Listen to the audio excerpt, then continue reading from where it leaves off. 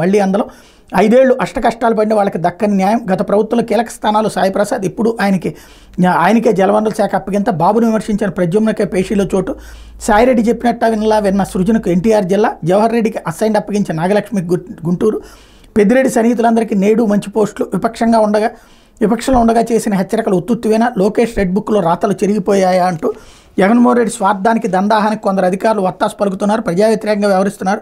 మేము అధికారంలోకి వస్తాం, అలాంటి అధికారులు ఆట కట్టిస్తాం. ఎన్నికల ముందు చంద్రబాబు చేసిన ప్రకటనలు, జారీ చేసిన హెచ్చరికలు సీన్ కట్ చేస్తే ఎన్నికలు ఫలితాలు వచ్చి 4 రోజులైన కొత్త సర్కారు కొలువుదీరి 20 రోజులు దాటిన పరిస్థితి మారలేదు.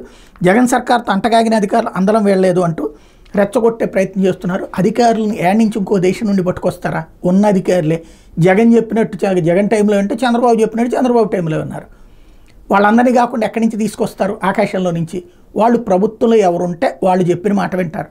కాకపోతే వాళ్ళకి ఏదో ఒక ముద్రేసి వాళ్ళకి ప్రత్యామ్నాయంగా ఉండే వాళ్ళని తీసుకురావాలి అన్నటువంటి ఒక కాన్సెప్ట్ ఇది నడుస్తూనే ఉంటుంది. లేకపోతే చుట్టూ గనుల గజ దొంగలే అంటూ కీలక స్థానాల్లో పెద్దిరెడ్డి, వెంకటరెడ్డి మనుషులే అన్నటువంటి వార్తను కూడా మరొకటి హైలైట్ చేశారు. ఇప్పుడు గనుల శాఖలో మొత్తం ఉద్యోగులను తీసేసి కొత్త వాళ్ళని బెటర్ కదా, మళ్ళీ వీళ్ళు తిని పెడతానంటే తినడానికి వాళ్ళే అవకాశం ఇస్తుంటారు. ఇదంతా పబ్లిక్కి తెలిసిందే. కాకపోతే కాన్సెప్ట్ అంతా కూడా ఇదే కథ నడుస్తూ ఉంది. ఇది దినపత్రికలో వచ్చినటువంటి వార్తలు వెనకాల